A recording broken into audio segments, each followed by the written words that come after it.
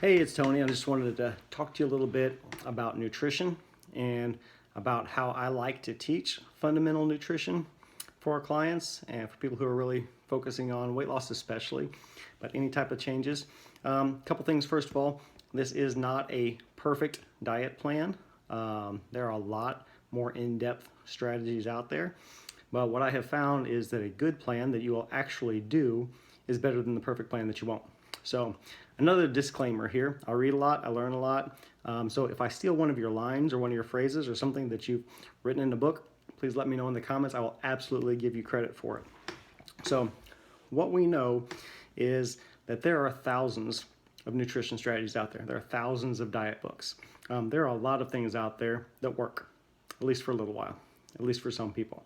So what I look for is, what do they have in common? So I don't do meal plans for people. I don't tell you what you have to eat for your snack on a Thursday afternoon. What I do teach are principles and habits, okay? So the first principle is how much food you eat matters. Duh, right? Okay, we know that. But if you're concerned about losing weight or gaining weight, how much food you eat matters. Okay, we know that the number on the scale is pretty much completely determined by how much you eat. If you're not losing weight, you're eating too much. If you're not gaining weight and you want to gain weight, you're not eating enough. Okay, so that's that. The other thing we know, though, probably more important, how you look and how you feel depends on how much food you eat, what kind of food you eat, and how strong you are. So the principle after how much you eat matters is what kind of food you eat matters. Okay, so what I like to focus on is the one ingredient rule, also known as if God made it, it's good. If it looks like it did coming out of the ground or off the plant or off the animal, it's probably a pretty healthy choice. So there's one ingredient in an apple, there's a couple hundred in a Pop-Tart. Who knows? There's one ingredient in chicken. There's one ingredient in fish. There's one ingredient in rice. There's one ingredient in sweet potato. Okay, see where I'm going with this? So we want most of our foods to be one ingredient foods. Okay, pretty simple. So the first habit that I focus on with people is journaling. And journaling is important, whether you want to lose weight or gain weight. So if you're really struggling, start a journal. Now, where a lot of people fall short is they mess up with weighing, measuring, counting. And so what I have found is if you can start with a simple journal, just writing down what it is you eat, what it is that you have to drink, you can still make really good progress. So once again, if you're preparing for something specific like a bodybuilding or figure competition, you need to be more specific than this plan. But this plan is something that I feel like anybody can do to make progress. So it's as simple as writing down breakfast, Cheerios, lunch, turkey sandwich, apple, dinner, Big Mac, large fries, chocolate shake, whatever. Just put it on the paper so you can see it, okay? So the reason why a food journal is the hardest, easy thing for people to do is because we get so mental about it. We get in our head, we beat ourselves up about our food choices. Oh my gosh, I can't believe I ate that again. Or what's my trainer gonna say?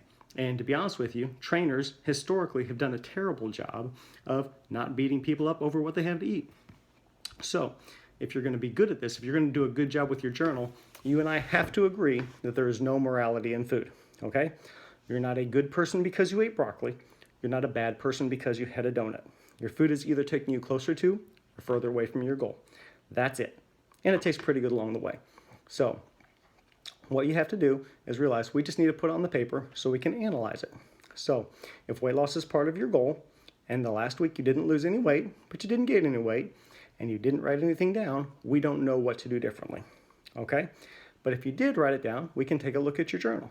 And what I like to do is have you put a mark next to everything that took you closer to your goal.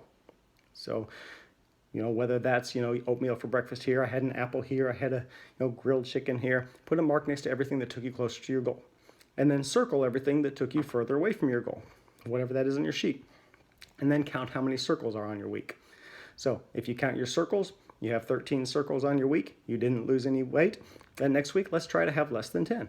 So then if you come in, you have 8 circles on your sheet and of things that took you further away from your goal, and you lost 1.5 pounds, I'll look at your sheet and I'll say, hey, can you eat that again? The same goes for gaining weight, look at what moves you closer to your goal or what moves you further away from your goal. So then say we're still working on weight loss. You come in, you've got 7 circles on your sheet again for the week. You lost another 2 pounds. We keep going.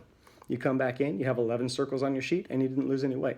And pretty soon, you can figure out that, hey, if I've got 9 or fewer circles, I lose weight. If I'm between 10 and 15, I stay the same. If I'm over 15, I gain weight. You'll be figuring out what your body does, what your body responds to, so you can keep doing it.